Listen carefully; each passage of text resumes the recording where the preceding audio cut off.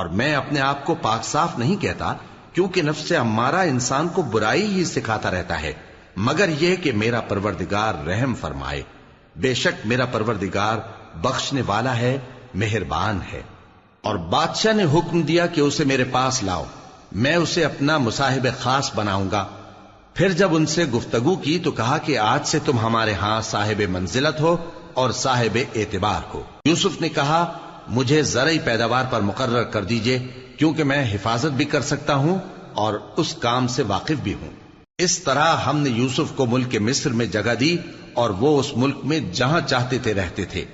ہم اپنی رحمت جس پر چاہتے ہیں کرتے ہیں اور نیکوکاروں کے اجر کو ضائع نہیں کرتے، اور جو لوگ ایمان لائے اور ڈرتے رہے ان کے لیے آخرت کا اجر بہت بہتر ہے۔ اور یوسف کے بھائی کنعان سے مصر میں غلہ خریدنے کے لیے آئے تو یوسف کے پاس گئے، تو یوسف نے ان کو پہچان لیا اور وہ ان کو نہ پہچان سکے۔ اور جب یوسف نے ان کے لیے ان کا سامان تیار کر دیا تو کہا کہ پھر آنا تو جو باپ کی طرف سے تمہارا ایک اور بھائی ہے اسے بھی میرے پاس لیتے آنا۔ کیا تم نہیں دیکھتے کہ میں ناب بھی پوری پوری دیتا ہوں اور مہمانداری بھی خوب کرتا ہوں؟ اب اگر تم اسے میرے پاس نہ لاؤ گے تو نہ تمہیں میرے ہاں سے غلہ ملے گا اور نہ تم میرے پاس ہی آ سکو گے۔ انہوں نے کہا کہ ہم اس کے بارے میں اس کے والد کو پھسلائیں گے اور ہم یہ کام کر کے رہیں گے۔ اور یوسف نے اپنے خدام سے کہا کہ ان کا سرمایہ یعنی غلے کی قیمت ان کے سامان میں رکھ دو۔ عجب نہیں کہ جب یہ اپنے اہل و عیال میں جائیں تو اسے پہچان لیں، اور عجب نہیں کہ یہ پھر یہاں آئے۔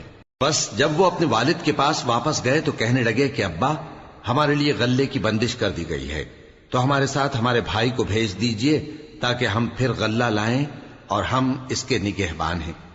یعقوب نے کہا کہ میں اس کے بارے میں تمہارا اعتبار نہیں کرتا، مگر ویسا ہی جیسا پہلے اس کے بھائی کے بارے میں کیا تھا، سو اللہ ہی بہتر نگہبان ہے اور وہ سب سے زیادہ رحم کرنے والا ہے۔ اور جب انہوں نے اپنا اسباب کھولا تو دیکھا کہ ان کا سرمایہ واپس کر دیا گیا ہے۔ کہنے لگے ابا ہمیں اور کیا چاہیے؟ دیکھیے یہ ہماری پونجی بھی ہمیں واپس کر دی گئی ہے، اور ہم اپنے اہل و عیال کے لیے پھر غلہ لائیں گے اور اپنے بھائی کی نگہبانی کریں گے، اور ایک بار شتر زیادہ لائیں گے کہ یہ غلہ جو ہم لائے ہیں تھوڑا ہے۔ یعقوب نے کہا کہ جب تک تم اللہ کا عہد نہ دو کہ اس کو میرے پاس صحیح و سالم لے آؤ گے، میں اسے ہرگز تمہارے ساتھ نہیں بھیجنے کا، مگر یہ کہ تم گھیر لیے جاؤ یعنی بے بس ہو جاؤ تو مجبوری ہے۔ پس جب انہوں نے والد کو اپنا قول دیا تو یعقوب نے کہا کہ جو قول و قرار ہم کر رہے ہیں اس کا اللہ ضامن ہے، اور فرمایا کہ اے میرے بیٹو ایک ہی دروازے سے داخل نہ ہونا بلکہ جدا جدا دروازوں سے داخل ہونا، اور میں اللہ کی تقدیر کو تو تم سے روک نہیں سکتا۔ بے شک حکم اللہ ہی کا ہے، میں اسی پر بھروسہ رکھتا ہوں، اور اہل توکل کو اسی پر بھروسہ رکھنا چاہیے۔ اور جب وہ ان مقامات سے داخل ہوئے جہاں جہاں سے داخل ہونے کے لیے ان کے والد نے ان سے کہا تھا، تو وہ تدبیر اللہ کے حکم کو ذرا بھی ٹال نہیں سکتی تھی۔ ہاں وہ یعقوب کے دل کی خواہش تھی جو انہوں نے پوری کی تھی، اور بے شک وہ صاحب علم تھے، کیونکہ ہم نے ان کو علم سکھایا تھا، لیکن اکثر لوگ نہیں جانتے۔ اور جب وہ لوگ یوسف کے پاس پہنچے تو یوسف نے اپنے حقیقی بھائی کو اپنے پاس جگہ دی اور کہا کہ میں تمہارا بھائی ہوں، تو جو سلوک یہ ہمارے ساتھ کرتے رہے ہیں اس پر افسوس نہ کرنا۔ پھر جب ان کا اسباب تیار کر دیا تو اپنے بھائی کے تھیلے میں آپ خورا رکھ دیا۔ پھر جب وہ آبادی سے باہر نکل گئے تو ایک پکارنے والے نے آواز دی کہ قافلے والو تم تو چور ہو۔ وہ ان کی طرف متوجہ ہو کر کہنے لگے کہ تمہاری کیا چیز کھوئی گئی ہے؟ وہ بولے کہ بادشاہ کا کٹورا کھویا گیا ہے، اور جو شخص اس کو لے کے آئے اس کے لیے ایک بار شتر انعام، اور میں اس کا ضامن ہوں۔ وہ کہنے لگے کہ اللہ کی قسم تم کو معلوم ہے کہ ہم اس ملک میں اس لیے نہیں آئے کہ خرابی کریں اور نہ ہم چوری کیا کرتے ہیں۔ وہ بولے کہ اگر تم جھوٹے نکلے یعنی چوری ثابت ہوئی تو اس کی سزا کیا؟ انہوں نے کہا کہ اس کی سزا یہ کہ جس کے تھیلے میں وہ دستیاب ہو وہی اس کا بدل قرار دیا جائے، ہم ظالموں کو یہی سزا دیا کرتی ہیں۔ پھر یوسف نے اپنے بھائی کے تھیلے سے پہلے ان کے تھیلوں کو دیکھنا شروع کیا، پھر اپنے بھائی کے تھیلے میں سے اس کو نکال لیا۔ اس طرح ہم نے یوسف کے لیے تدبیر کی، ورنہ بادشاہ کے قانون کے مطابق وہ اپنے بھائی کو لے نہیں سکتے تھے مگر یہ کہ اللہ چاہے، ہم جس کے چاہتے ہیں درجے بلند کرتے ہیں، اور ہر علم والے سے بڑھ کر ایک بڑا علم والا ہے۔ برادران یوسف نے کہا کہ اگر اس نے چوری کی ہو تو کچھ عجب نہیں کہ اس کے ایک بھائی نے بھی پہلے چوری کی تھی، مگر یوسف نے اس بات کو اپنے دل میں مخفی رکھا اور ان پر ظاہر نہ ہونے دیا، یعنی زیر لب کہا کہ تم بڑے برے ہو اور جو تم بیان کرتے ہو اللہ اسے خوب جانتا ہے۔ وہ کہنے لگے کہ اے عزیز، اس کے والد بہت بوڑھے ہیں اور اس سے بہت محبت رکھتے ہیں، تو اس کو چھوڑ دیجئے اور اس کی جگہ ہم میں سے کسی کو رکھ لیجئے، ہم دیکھتے ہیں کہ آپ احسان کرنے والے ہیں۔ یوسف نے کہا کہ اللہ پناہ میں رکھے کہ جس شخص کے پاس ہم نے اپنی چیز پائی ہے اس کے سوا کسی اور کو پکڑ لیں، ایسا کریں تو ہم بڑے بے انصاف ہیں۔ آخر جب وہ اس سے نا امید ہو گئے تو الگ ہو کر صلاح کرنے لگے۔ سب سے بڑے نے کہا، کیا تم نہیں جانتے کہ تمہارے والد نے تم سے اللہ کا عہد لیا ہے اور اس سے پہلے بھی تم یوسف کے بارے میں قصور کر چکے ہو؟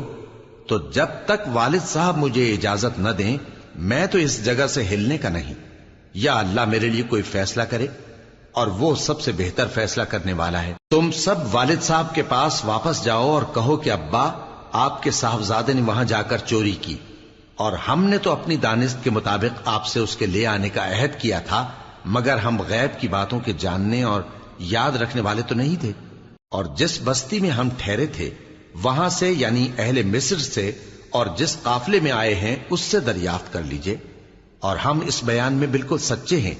جب انہوں نے یہ بات یعقوب سے آ کر کہی تو انہوں نے کہا کہ حقیقت یوں نہیں ہے، بلکہ یہ بات تم نے اپنے دل سے بنا لی ہے، تو صبر ہی بہتر ہے۔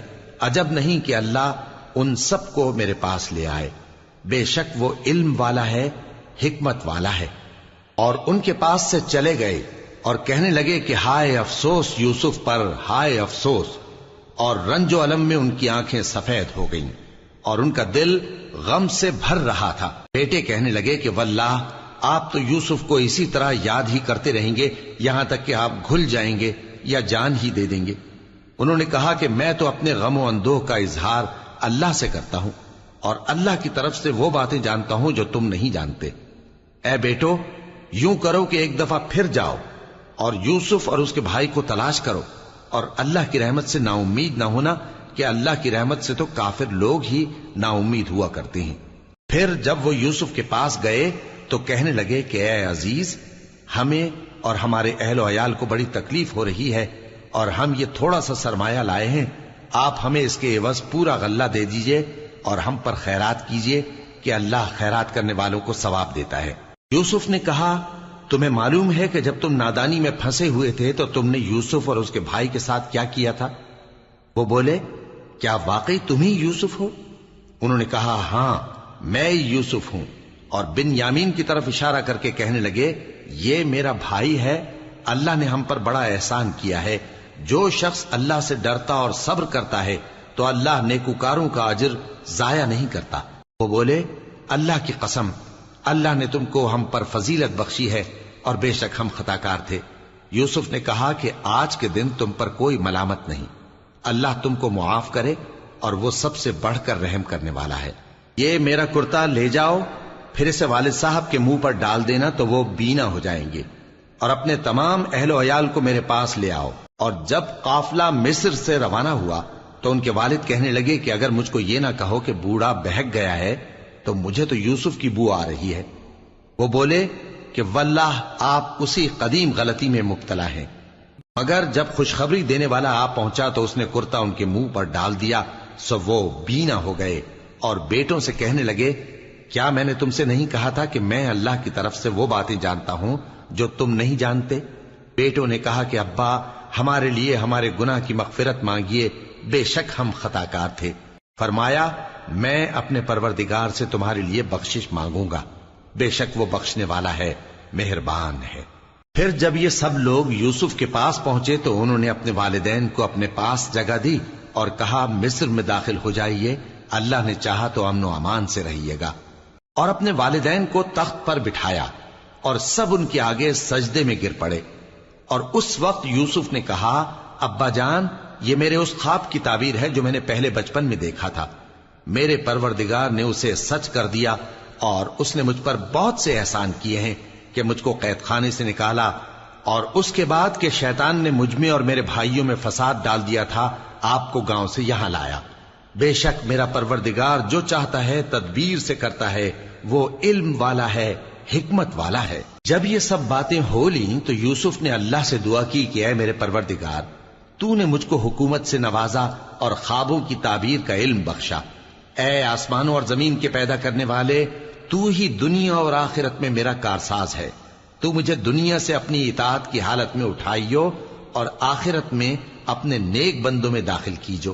اے پیغمبر، یہ اخبار غیب میں سے ہیں جو ہم تمہاری طرف بھیجتے ہیں۔ اور جب برادران یوسف نے اپنی بات پر اتفاق کیا تھا اور وہ فریب کر رہے تھے تو تم ان کے پاس تو نہ تھے، اور بہت سے آدمی گو تم کتنی خواہش کرو ایمان لانے والے نہیں ہیں، اور تم ان سے اس خیر خواہی کا کچھ صلہ بھی تو نہیں مانگتے۔ یہ قرآن اور کچھ نہیں تمام جہانوں کے لیے نصیحت ہے، اور آسمان و زمین میں بہت سی نشانیاں ہیں جن پر سے یہ گزرتے ہیں اور ان کو نظر انداز کر دیتے ہیں، اور یہ اکثر اللہ پر ایمان نہیں رکھتے مگر اس کے ساتھ شرک بھی کرتے ہیں۔ تو کیا یہ اس بات سے بے خوف ہیں کہ ان پر اللہ کا عذاب نازل ہو کر ان کو ڈھانپ لے، یا ان پر ناگہاں قیامت آ جائے اور انہیں خبر بھی نہ ہو؟ کہہ دو میرا رستہ تو یہ ہے، میں اللہ کی طرف بلاتا ہوں سمجھ بوجھ کر، میں بھی لوگوں کو اللہ کی طرف بلاتا ہوں اور میرے پیراؤ بھی، اور اللہ پاک ہے اور میں شرک کرنے والوں میں سے نہیں ہوں۔ اور ہم نے تم سے پہلے بستیوں کے رہنے والوں میں سے مرد ہی بھیجے تھے جن کی طرف ہم وہی بھیجتے تھے۔ کیا ان لوگوں نے ملک میں سیر و سیاحت نہیں کی کہ دیکھ لیتے کہ جو لوگ ان سے پہلے تھے ان کا انجام کیا ہوا؟ اور متقیوں کے لیے آخرت کا گھر بہت اچھا ہے، کیا تم سمجھتے نہیں؟ یہاں تک کہ جب پیغمبر نا امید ہو گئے اور انہوں نے خیال کیا کہ اپنی نصرت کے بارے میں جو بات انہوں نے کہی تھی اس میں وہ سچے نہ نکلے، تو ان کے پاس ہماری مدد آ پہنچی، پھر جسے ہم نے چاہا بچا دیا، اور ہمارا عذاب اتر کر گناہگار لوگوں سے پھیرا نہیں کرتا۔ ان کے قصے میں عقل مندوں کے لیے عبرت ہے۔ یہ قرآن ایسی بات نہیں ہے جو اپنے دل سے بنائی گئی ہو، بلکہ جو کتابیں اس سے پہلے نازل ہوئی ہیں ان کی تصدیق کرنے والا ہے، اور ہر چیز کی تفصیل کرنے والا، اور مومنوں کے لیے ہدایت اور رحمت ہے۔ شروع اللہ کا نام لے کر جو بڑا مہربان نہایت رحم والا ہے۔ الف لام میم را۔ اے نبی، یہ کتاب الہی کی آیتیں ہیں، اور جو کچھ تمہارے پروردگار کی طرف سے تم پر نازل ہوا ہے حق ہے، لیکن اکثر لوگ ایمان نہیں لاتے۔ اللہ وہی تو ہے جس نے ستونوں کے بغیر آسمان جیسا کہ تم دیکھتے ہو اتنے اونچے بنائے، پھر عرش پر جلوہ افروز ہوا اور سورج اور چاند کو کام میں لگا دیا، ہر ایک میعاد معین تک گردش کر رہا ہے۔ وہی دنیا کے کاموں کا انتظام کرتا ہے، اس طرح وہ اپنی آیتیں کھول کھول کر بیان کرتا ہے کہ تم اپنے پروردگار کے روبرو جانے کا یقین کرو۔ اور وہی ہے جس نے زمین کو پھیلایا اور اس میں پہاڑ اور دریا پیدا کیے اور ہر طرح کے میووں کی دو دو قسمیں بنائیں۔ وہی رات کو دن کا لباس پہناتا ہے، غور کرنے والوں کے لیے اس میں بہت سی نشانیاں ہیں۔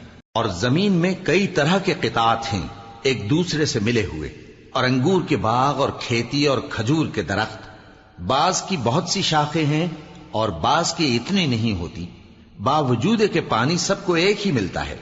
اور ہم بعض میووں کو بعض پر لذت میں فضیلت دیتی ہیں، اور اس میں سمجھنے والوں کے لیے بہت سی نشانیاں ہیں۔ اگر تم عجیب بات سننی چاہو تو کافروں کا یہ کہنا عجیب ہے کہ جب ہم مر کر مٹی ہو جائیں گے تو کیا از سر نو پیدا ہوں گے؟ یہی لوگ ہیں جو اپنے پروردگار سے منکر ہوئے ہیں، اور یہی ہیں جن کی گردنوں میں طوق ہوں گے، اور یہی اہل دوزخ ہیں کہ ہمیشہ اس میں جلتے رہیں گے۔ اور یہ لوگ بھلائی سے پہلے تم سے برائی جلدی سے مانگتے ہیں، یعنی طالب عذاب ہیں، حالانکہ ان سے پہلے عذاب واقع ہو چکے ہیں۔ اور تمہارا پروردگار لوگوں کو باوجود ان کی بے انصافیوں کے معاف کرنے والا ہے، اور بے شک تمہارا پروردگار سخت عذاب دینے والا ہے۔ اور کافر لوگ کہتے ہیں کہ اس پیغمبر پر اس کے پروردگار کی طرف سے کوئی نشانی کیوں نازل نہیں ہوئی؟ اے نبی، تم تو صرف خبردار کرنے والے ہو، اور ہر ایک قوم کے لیے رہنما ہوا کرتا ہے۔ اللہ ہی اس بچے سے واقف ہے جو عورت کے پیٹ میں ہوتا ہے، اور وہی پیٹ کے سکڑنے اور بڑھنے سے بھی واقف ہے، اور ہر چیز کا اس کے ہاں ایک اندازہ مقرر ہے۔ وہ چھپی اور ظاہر چیزوں کا جاننے والا ہے، سب سے بزرگ ہے، عالی رتبہ ہے۔ کوئی تم میں سے چپکے سے بات کہے یا پکار کر، یا رات کو کہیں چھپ جائے یا دن کی روشنی میں کھلم کھلا چلے پھرے، اللہ کے نزدیک برابر ہے۔ اس کے آگے اور پیچھے اللہ کے چوکیدار ہیں جو اللہ کے حکم سے اس کی نگرانی کرتے ہیں۔ اللہ اس نعمت کو جو کسی قوم کو حاصل ہے نہیں بدلتا جب تک کہ وہ اپنی حالت کو نہ بدلے، اور جب اللہ کسی قوم کے ساتھ برائی کا ارادہ کرتا ہے تو وہ پھر نہیں سکتی، اور اللہ کے سوا ان کا کوئی مددگار نہیں ہوتا۔ وہی تو ہے جو تم کو ڈرانے اور امید دلانے کے لیے بجلی دکھاتا اور بھاری بھاری بادل پیدا کرتا ہے، اور رعد اور فرشتے سب اس کے خوف سے اس کی تسبیح و تحمید کرتے رہتے ہیں۔ اور وہی بجلیاں بھیجتا ہے، پھر جس پر چاہتا ہے گرا بھی دیتا ہے، جبکہ وہ اللہ کے بارے میں جھگڑتے ہیں، اور وہ بڑی قوت والا ہے۔ کام کا پکارنا تو اسی کا ہے، اور جن کو یہ لوگ اس کے سوا پکارتے ہیں وہ ان کی پکار کو کسی طرح قبول نہیں کرتے، مگر اس شخص کی طرح جو اپنے دونوں ہاتھ پانی کی طرف پھیلا دے تاکہ دور ہی سے اس کے منہ تک آ پہنچے، حالانکہ وہ اس تک کبھی بھی نہیں آ سکتا۔ اور اسی طرح کافروں کی پکار بیکار ہے۔ اور جتنی مخلوقات آسمانوں اور زمین میں ہے، خوشی سے یا ناخوشی سے اللہ کے آگے سجدہ کرتی ہے، اور ان کے سائے بھی صبح و شام سجدے کرتے ہیں۔ ان سے پوچھو کہ آسمانوں اور زمین کا پروردگار کون ہے؟ تم ہی کہہ دو کہ اللہ۔ ان سے کہو کہ کیا تم نے اللہ کو چھوڑ کر ایسے لوگوں کو کارساز بنایا ہے جو خود اپنے نفع و نقصان کا بھی اختیار نہیں رکھتے؟ کہو کیا اندھا اور آنکھوں والا برابر ہیں، یا اندھیرا اور اجالا برابر ہو سکتا ہے؟ بھلا ان لوگوں نے جن کو اللہ کا شریک مقرر کیا ہے، کیا انہوں نے اللہ کسی مخلوقات پیدا کی ہے جس کے سبب ان کے لیے مخلوقات مشتبہ ہو گئی ہے؟ کہہ دو کہ اللہ ہی ہر چیز کا پیدا کرنے والا ہے، اور وہ یکتا ہے، بڑا زبردست ہے۔ اسی نے آسمان سے مے برسایا، پھر اس سے اپنے اپنے اندازے کے مطابق نالے بہ نکلے، پھر پانی پر پھولا ہوا جھاگ آ گیا۔ اور جس چیز کو زیور یا کوئی اور سامان بنانے کے لیے آگ میں تپاتے ہیں اس میں بھی ایسا ہی جھاگ ہوتا ہے۔ اس طرح اللہ حق و باطل کی مثال بیان فرماتا ہے۔ سو جھاگ تو سوکھ کر زائل ہو جاتا ہے، اور پانی جو لوگوں کو فائدہ پہنچاتا ہے وہ زمین میں ٹھہرا رہتا ہے۔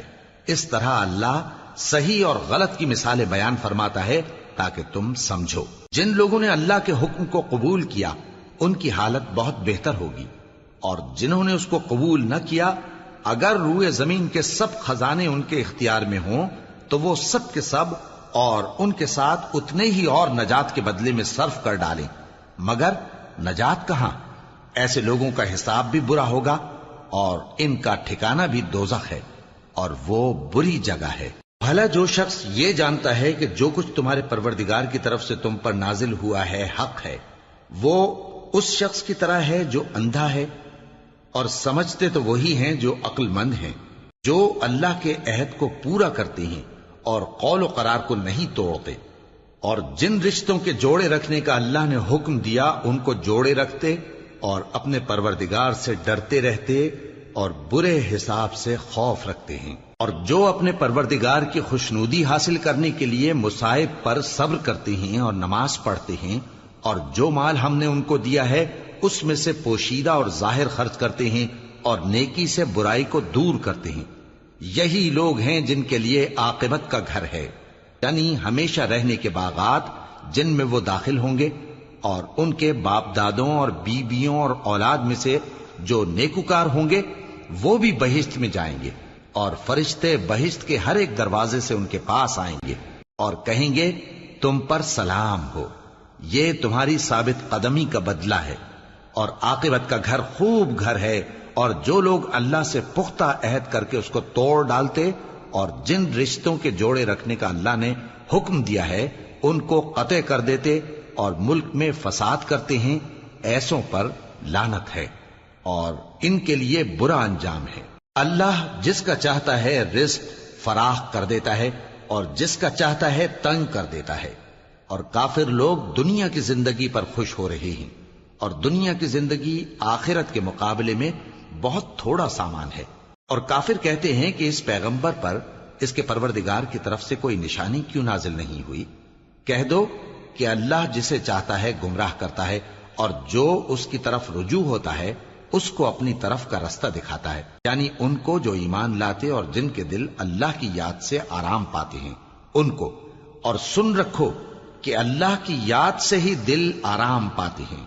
جو لوگ ایمان لائے اور عمل نیک کیے ان کے لیے خوشحالی اور عمدہ ٹھکانہ ہے۔ جس طرح ہم پہلے پیغمبر بھیجتے رہے ہیں اسی طرح اے نبی ہم نے تم کو اس امت میں جس سے پہلے بہت سی امتیں گزر چکی ہیں بھیجا ہے، تاکہ تم ان کو وہ کتاب جو ہم نے تمہاری طرف بھیجی ہے پڑھ کر سنا دو۔ اور یہ لوگ رحمان کو نہیں مانتے۔ کہہ دو وہی تو میرا پروردگار ہے، اس کے سوا کوئی معبود نہیں، میں اسی پر بھروسہ رکھتا ہوں اور اسی کی طرف رجوع کرتا ہوں۔ اور اگر کوئی قرآن ایسا ہوتا کہ اس کی تاثیر سے پہاڑ چل پڑتے یا زمین پھٹ جاتی یا مردوں سے کلام کر سکتے تو کیا یہ لوگ ایمان لے آتے؟ بات یہ ہے کہ سب باتیں اللہ کے اختیار میں ہیں، تو کیا مومنوں کو اس سے اطمینان نہیں ہوا کہ اگر اللہ چاہتا تو سب لوگوں کو ہدایت کے رستے پر چلا دیتا؟ اور کافروں پر ہمیشہ ان کے اعمال کے بدلے آفت آتی رہے گی یا ان کے مکانات کے قریب نازل ہوتی رہے گی یہاں تک کہ اللہ کا وعدہ آ پہنچے۔ بے شک اللہ وعدہ خلاف نہیں کرتا۔ اور تم سے پہلے بھی رسولوں کے ساتھ تمسخر ہوتے رہے ہیں، تو میں نے کافروں کو مہلت دی، پھر میں نے ان کو پکڑ لیا، سو دیکھ لو کہ میرا عذاب کیسا رہا۔ تو کیا وہ جو ہر شخص کے اعمال کا نگراں و نگہبان ہے وہ بتوں کی طرح بے علم و بے خبر ہو سکتا ہے؟ اور ان لوگوں نے اللہ کے شریک مقرر کر رکھے ہیں۔ ان سے کہو کہ ذرا ان کے نام تو لو۔ کیا تم اسے ایسی چیزیں بتاتے ہو جو روئے زمین پر ہیں اور اسے معلوم نہیں، یا تم لوگ محض سطحی بات کی تقلید کرتے ہو؟ اصل یہ ہے کہ کافروں کو ان کے فریب خوبصورت معلوم ہوتے ہیں اور وہ ہدایت کے رستے سے روک لیے گئے ہیں، اور جسے اللہ گمراہ رہنے دے اسے کوئی ہدایت کرنے والا نہیں۔ ان کو دنیا کی زندگی میں بھی عذاب ہے اور آخرت کا عذاب تو بہت ہی سخت ہے، اور ان کو اللہ کے عذاب سے کوئی بھی بچانے والا نہیں۔ جس جنت کا پرہیزگاروں سے وعدہ کیا گیا ہے اس کی شان یہ ہے کہ اس کے نیچے نہریں بہ رہی ہیں، اس کے پھل ہمیشہ باقی رہنے والے ہیں اور اس کے سائے بھی۔ یہ ان لوگوں کا انجام ہے جو متقی ہیں، اور کافروں کا انجام دوزخ ہے۔ اور جن لوگوں کو ہم نے کتاب دی ہے وہ اس کتاب سے جو تم پر نازل ہوئی ہے خوش ہوتی ہیں، اور بعض فرقے اس کی بعض باتیں نہیں بھی مانتے۔ کہہ دو کہ مجھ کو یہی حکم ہوا ہے کہ اللہ ہی کی عبادت کروں اور اس کے ساتھ کسی کو شریک نہ بناؤں، میں اسی کی طرف بلاتا ہوں اور اسی کی طرف مجھے لوٹنا ہے۔ اور اسی طرح ہم نے اس قرآن کو عربی زبان کا فرمان بنا کر نازل کیا ہے، اور اگر تم علم آ جانے کے بعد ان لوگوں کی خواہشوں کے پیچھے چلو گے تو اللہ کے سامنے کوئی نہ تمہارا مددگار ہوگا اور نہ کوئی بچانے والا۔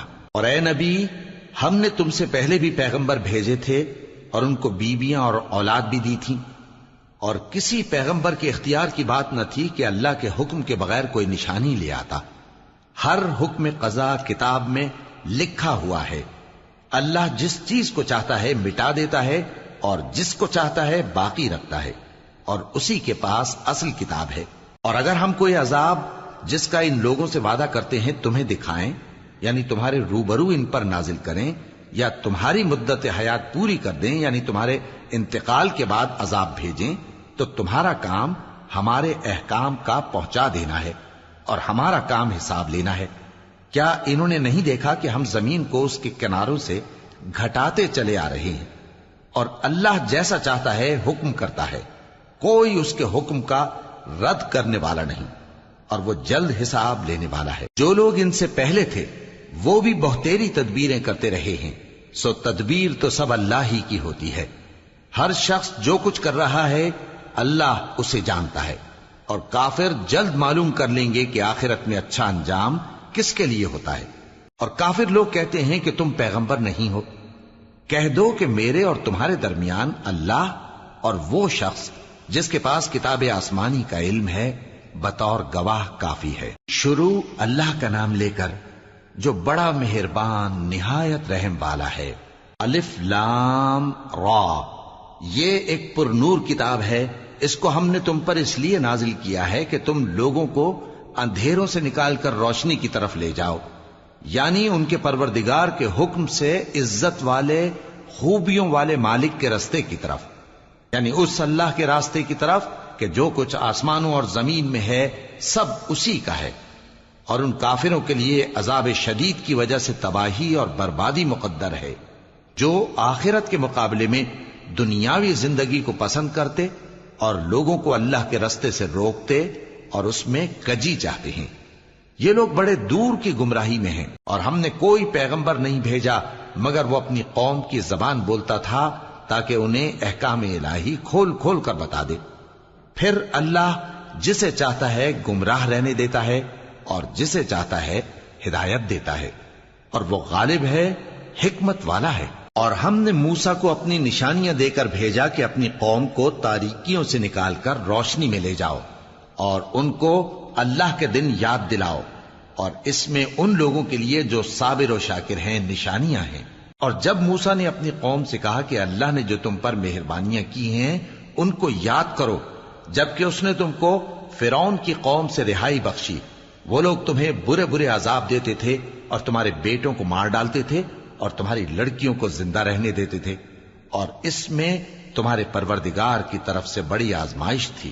اور جب تمہارے پروردگار نے تم کو آگاہ کیا کہ اگر شکر کرو گے تو میں تمہیں زیادہ دوں گا، اور اگر ناشکری کرو گے تو یاد رکھو کہ میرا عذاب بھی سخت ہے۔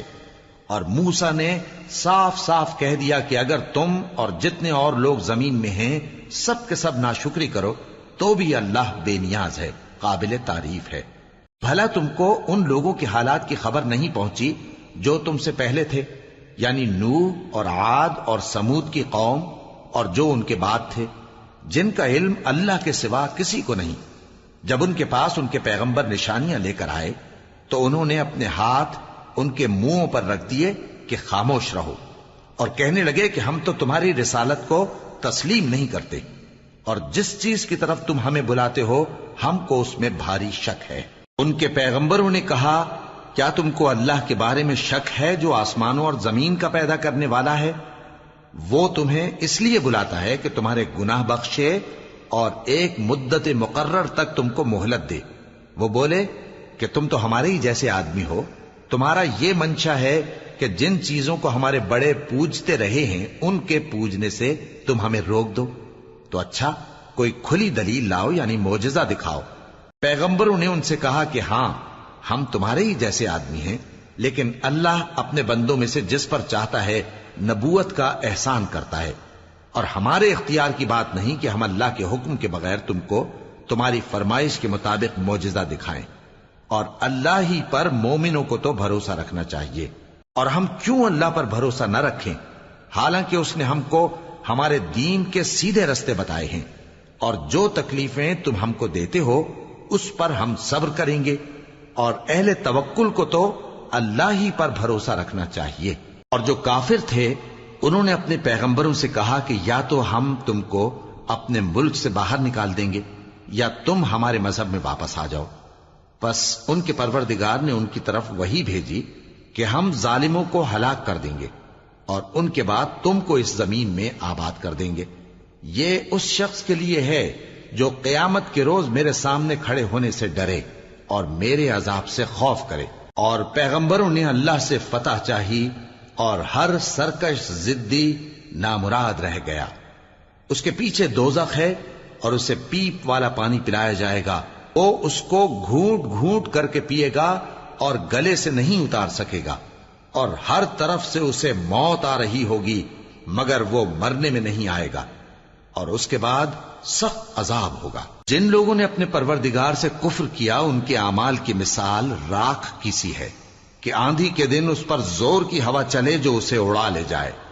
اسی طرح جو کام وہ کرتے رہے ان پر ان کو کچھ قابو نہ ہوگا۔ یہی تو پرلے سرے کی گمراہی ہے۔ کیا تم نے نہیں دیکھا کہ اللہ نے آسمانوں اور زمین کو تدبیر سے پیدا کیا ہے؟ اگر وہ چاہے تو تم کو نابود کر دے اور تمہاری جگہ نئی مخلوق پیدا کر دے، اور یہ اللہ کو کچھ بھی مشکل نہیں۔ اور قیامت کے دن سب لوگ اللہ کے سامنے کھڑے ہوں گے تو غریب پیروکار بڑے بن بیٹھنے والوں سے کہیں گے کہ ہم تو تمہارے پیرو تھے، کیا تم اللہ کا کچھ عذاب ہم پر سے دفع کر سکتے ہو؟ وہ کہیں گے کہ اگر اللہ ہم کو ہدایت کرتا تو ہم تم کو ہدایت کرتے۔ اب ہم گھبراہٹ ظاہر کریں یا صبر کریں ہمارے حق میں برابر ہے، کوئی جگہ رہائی کی ہمارے لیے نہیں ہے۔ اور جب حساب کتاب کا کام فیصل ہو چکے گا تو شیطان کہے گا جو وعدہ اللہ نے تم سے کیا تھا وہ تو سچا تھا، اور جو وعدہ میں نے تم سے کیا تھا وہ جھوٹا تھا، اور میرا تم پر کسی طرح کا زور نہیں تھا۔ ہاں، میں نے تم کو گمراہی اور باطل کی طرف بلایا تو تم نے جلدی سے اور بے دلیل میرا کہنا مان لیا۔ تو آج مجھے ملامت نہ کرو، اپنے آپ ہی کو ملامت کرو۔ نہ میں تمہاری فریاد رسی کر سکتا ہوں اور نہ تم میری فریاد رسی کر سکتے ہو۔ میں اس بات سے انکار کرتا ہوں کہ تم پہلے مجھے شریک بناتے تھے۔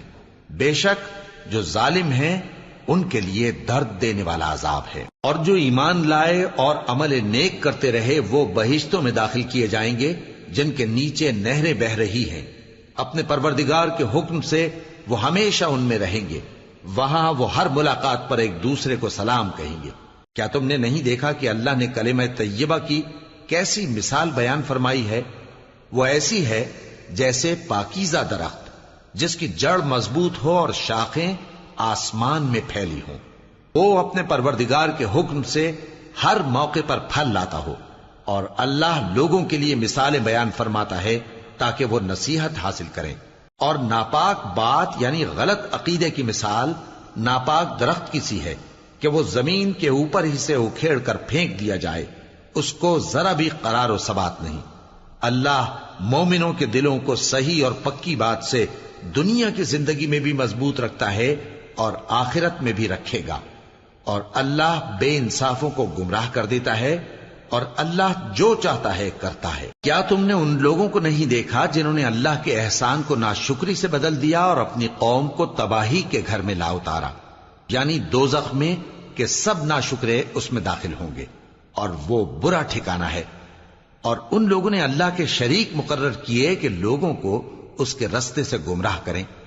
کہہ دو کہ چند روز فائدے اٹھا لو، آخر کار تم کو دوزخ کی طرف لوٹ کر جانا ہے۔ اے پیغمبر، میرے مومن بندوں سے کہہ دو کہ نماز پڑھا کریں، اور اس دن کے آنے سے پیشتر جس میں نہ اعمال کا سودا ہوگا اور نہ دوستی کام آئے گی، ہمارے دیے ہوئے مال میں سے پوشیدہ اور علانیہ خرچ کرتے رہیں۔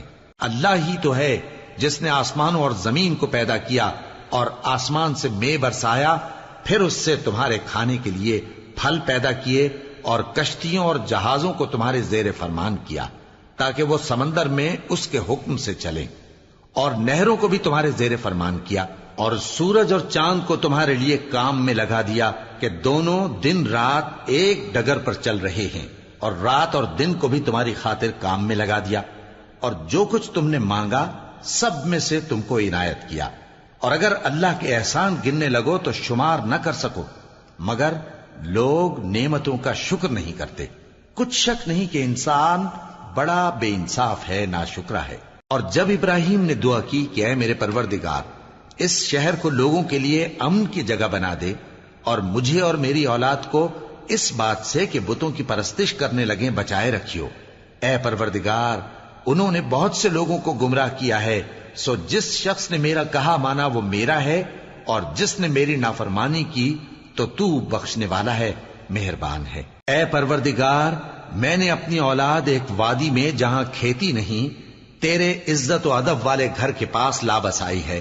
اے پروردگار، تاکہ یہ نماز پڑھیں، سو تو لوگوں کے دلوں کو ایسا کر دے کہ ان کی طرف جھکے رہیں، اور ان کو میووں سے روزی دیتے رہنا تاکہ تیرا شکر کریں۔ اے پروردگار، جو بات ہم چھپاتے اور جو ظاہر کرتے ہیں تو سب جانتا ہے، اور اللہ سے کوئی چیز مخفی نہیں، نہ زمین میں نہ آسمان میں۔ اللہ کا شکر ہے جس نے مجھ کو بڑی عمر میں اسماعیل اور اسحاق بخشے، بے شک میرا پروردگار دعا سننے والا ہے۔ اے پروردگار، مجھ کو ایسی توفیق عنایت کر کہ نماز پڑھتا رہوں، اور میری اولاد کو بھی یہ توفیق بخش۔ اے پروردگار، میری دعا قبول فرما۔ اے پروردگار، حساب کتاب کے دن میری اور میرے ماں باپ کی اور مومنوں کی مغفرت کیجو۔ اور مومنوں، یہ نہ سمجھنا کہ یہ ظالم جو کام کر رہے ہیں اللہ ان سے بے خبر ہے۔ وہ ان کو اس دن تک مہلت دے رہا ہے جبکہ دہشت کے سبب آنکھیں پھٹی کی پھٹی رہ جائیں گی اور لوگ سر اٹھائے ہوئے میدان قیامت کی طرف دوڑ رہے ہوں گے۔ ان کی نگاہیں خود اپنی طرف لوٹ نہ سکیں گی اور ان کے دل مارے خوف کے ہوا ہو رہے ہوں گے۔ اور لوگوں کو اس دن سے آگاہ کر دو جب ان پر عذاب آ جائے گا۔ تب ظالم لوگ کہیں گے کہ اے ہمارے پروردگار، ہمیں تھوڑی سی مہلت عطا کر تاکہ ہم تیری دعوت توحید قبول کریں اور تیرے پیغمبروں کے پیچھے چلیں۔ تو جواب ملے گا، کیا تم پہلے قسمیں نہیں کھایا کرتے تھے کہ تم کو اس حال سے جس میں تم ہو زوال نہیں ہوگا؟ اور جو لوگ اپنے آپ پر ظلم کرتے تھے تم ان کے مکانوں میں رہتے تھے، اور تم پر ظاہر ہو چکا تھا کہ ہم نے ان لوگوں کے ساتھ کس طرح کا معاملہ کیا تھا، اور تمہارے سمجھانے کے لیے مثالیں بیان کر دی تھیں۔ اور انہوں نے بڑی بڑی تدبیریں کی، اور ان کی سب تدبیریں اللہ کے ہاں لکھی ہوئی ہیں۔ گو وہ تدبیریں ایسی غضب کی تھیں کہ ان سے پہاڑ بھی ٹل جائیں۔ تو ایسا خیال نہ کرنا کہ اللہ نے جو اپنے پیغمبروں سے وعدہ کیا ہے وہ اس کے خلاف کرے گا۔ بے شک اللہ زبردست ہے، بدلہ لینے والا ہے۔ جس دن یہ زمین دوسری ہی زمین بنا دی جائے گی اور آسمان بھی بدل دیے جائیں گے اور سب لوگ اللہ کے سامنے نکل کھڑے ہوں گے، جو یکتا ہے بڑا زبردست ہے۔ اور اس دن تم گناہگاروں کو دیکھو گے کہ زنجیروں میں جکڑے ہوئے ہیں، ان کے کرتے تارکول کے ہوں گے اور ان کے چہروں کو آگ لپٹ رہی ہوگی، یہ اس لیے کہ اللہ ہر شخص کو اس کے اعمال کا بدلہ دے۔ بے شک اللہ جلد حساب لینے والا ہے۔ یہ قرآن لوگوں کے نام اللہ کا پیغام ہے تاکہ ان کو اس سے ڈرایا جائے اور تاکہ وہ جان لیں کہ وہی اکیلا معبود ہے، اور تاکہ اہل عقل نصیحت حاصل کریں۔